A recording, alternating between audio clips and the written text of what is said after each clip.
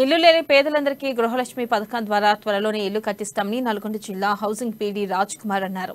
దశాబ్ది ఉత్సవాల్లో భాగంగా ప్రజల నుంచి విశేష స్పందన లభిస్తుందన్నారు.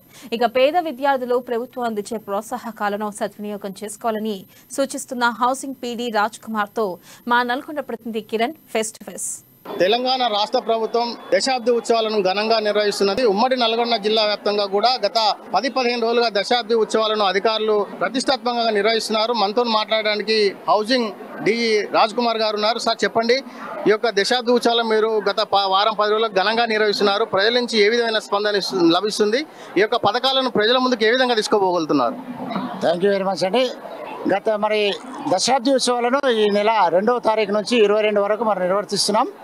దీనిలో భాగంగా ప్రతి డిపార్ట్మెంట్ వారి డిపార్ట్మెంట్లో సాధించినటువంటి పురోగతిని ప్రజలకు తెలియజేయడం అవుతుంది. అప్పుడు ఎట్లా ఉంది, 2014 పూర్వం ఎట్లా ఉంది, ఇప్పుడు తెలంగాణ వచ్చిన తర్వాత పరిస్థితులు ఎలా మెరుగుపడ్డాయి, ఎలాంటి స్కీములు ద్వారా ప్రజలకు ఎలాంటి లబ్ధి పొందిందనే విషయాలను క్షుణ్ణంగా తెలియజేస్తున్నాం. ఫ్లెక్సీల ద్వారా మరియు పాంప్లెట్స్ ద్వారా కూడా ప్రతి ఒక్క డిపార్ట్మెంట్ సంబంధించినటువంటి విషయాలను అందరికీ తెలియజేస్తున్నాం. అలాగే దాంట్లోని భాగంగా ఈరోజు మహిళా సంక్షేమ దినోత్సవం పురస్కరించుకొని నాగార్జున కాన్స్టిట్యున్సీ హెడ్ క్వార్టర్ అయినటువంటి నిడమరులో ఈ కార్యక్రమాన్ని నిర్వర్తించాము. ఇందులో పెద్ద ఎత్తున మహిళా సోదరులందరూ కూడా పాల్గొని ఎంతో ఉత్సాహంగా పాల్గొన్నారు. దీనిలో భాగంగా దీని ముఖ్య అతిథులుగా నోముల భగత్ గారు ఎమ్మెల్యే గారు, స్థానిక ఎమ్మెల్యే గారు పాల్గొన్నారు. దాంతోపాటుగా మన అడిషనల్ కలెక్టర్ గారు ఖుష్బు గుప్తా గారు పాల్గొనడం, అలాగే అందరూ మహిళా అధికారులు, మహిళా అంగన్వాడీ వర్కర్లు, అంగన్వాడీ టీచర్లు, ఆశాలు, ఐసిడిఎస్ ఉద్యోగులందరూ పాల్గొని దీన్ని గంభీరంగా చేసిస్తున్నారు. ఆనాడు మహిళా సంక్షేమ ద్వారా ఉమెన్ అండ్ చైల్డ్ డిపార్ట్మెంట్ ద్వారా ఎలాంటి లబ్ధి సాధించినారు, అప్పుడు ఎలా ఉండింది 2014 పూర్వం, 2014 తర్వాత ఎలాంటి పురోగతి సాధించిన ప్రతి ఒక్క విషయంలో అంగన్వాడీ టీచర్లు కానీ, అంగన్వాడీ వర్కర్సే కానీ, మిగతా హెల్త్ విషయంలో కూడా వచ్చినటువంటి ప్రగతిని అందరికి తెలియజేశారు. ఇలాంటి విషయాలు రేపు ఇంకా 22 వరకు ఈ నాగార్జున కాన్స్టిట్యున్సీలో నేను స్పెషల్ ఆఫీసర్గా ఉండి నిర్వర్తిస్తున్నారు. ప్రజల నుండి చాలా మంచి స్పందన వస్తుంది.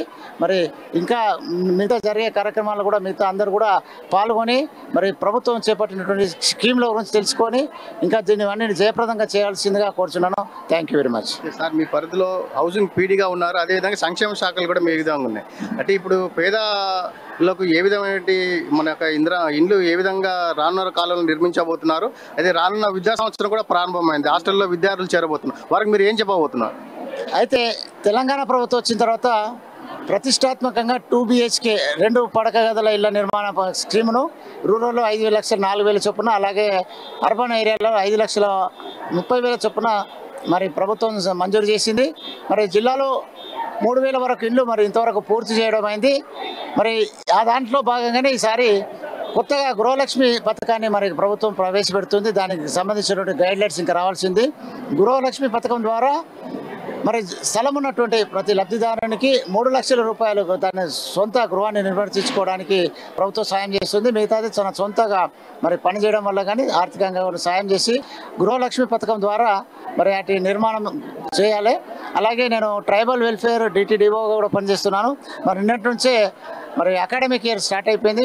పిల్లలందరూ కూడా ఇంకా కొంచెం ఎండ ఉండడం వల్ల కొద్దిమంది స్పందన రావట్లేదు. ఇంకా 2-3 రోజుల తర్వాత కొంచెం ఎండ తీవ్రత తగ్గితే విద్యార్థులు వచ్చే అవకాశం ఉంది. ఈ సంవత్సరం కూడా మెస్ ఛార్జీలు కూడా పెంచడం చెల్లిస్తుంది గవర్నమెంట్. పెంచితే ఇంకా కూడా మంచి పౌష్టికారం ఇచ్చి పిల్లలకు మంచి ఎంకరేజ్ చేస్తున్నాం. అలాగే ఈ సంవత్సరం 10వ తరగతిలో జిల్లాలో ట్రైబల్ వెల్ఫేర్లో 87% విద్యార్థులు ఉత్తీర్ణత సాధించారు. 3 ఇన్స్టిట్యూషన్లో 100% విద్యార్థులు పాస్ అయిపోయినారు. అలాగే ఇతర విద్యార్థులకు 10 GPA కూడా సాధించిన. అలాగే మంచి ఉన్నటువంటి జిల్లాలో 13 ఆశ్రమ పాఠశాలలు ఉన్నాయి ట్రైబల్ వెల్ఫేర్. అందులో మంచి నాణ్యమైన విద్యతో పాటుగా వాళ్ళకి నాణ్యమైనటువంటి సదుపాయాలు, పౌష్టికారం కూడా చేస్తుంది. దీన్ని ఉపయోగించుకొని అందరూ కూడా ఈ కొత్త హాస్టల్లో చేర్చాలి. అలాగే ఉన్నత విద్యను చదువుకోవడానికి ఎవరైతే ఉన్నారో వాళ్ళు కూడా 20 లక్షల రూపాయలు ప్రభుత్వం ఇస్తాము. కాబట్టి అందరూ కూడా డిగ్రీ చేసిన వాళ్ళు, ఇంజనీరింగ్ చేసిన వాళ్ళు, ఉన్నత చదువులు విదేశాలలో చదవడానికి ముందుకు రావాల్సిందిగా కోరుచున్నాము. ఎన్నో పథకాల ద్వారా ప్రభుత్వం చేస్తున్నటువంటి ప్రభుత్వ పథకాలను ఉపయోగించుకోవాల్సిందిగా వేదికగా అందరినీ కోరుచున్నాను.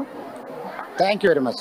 అయితే ఒకటే చెప్తున్నారు రాజ్ కుమార్ సార్, ఏదైతే దశాబ్ది ఉత్సవాలకు ప్రజల నుంచి విశేష స్పందన లభిస్తుందని, అదేవిధంగా రానున్న రోజుల్లో గృహలక్ష్మి పథకం ద్వారా అర్హులైన అందరికీ కూడా ఇల్లు నిర్మిస్తామని, ఏదైతే పేద మధ్యతరగతి విద్యార్థులు ఉన్నారో వారందరూ కూడా హాస్టళ్లను ఉపయోగించుకొని ఉన్నత చదువులకై ప్రభుత్వం అందిస్తున్న తోడ్పాటును అందించుకోవాలని కూడా కోరుతున్నారు.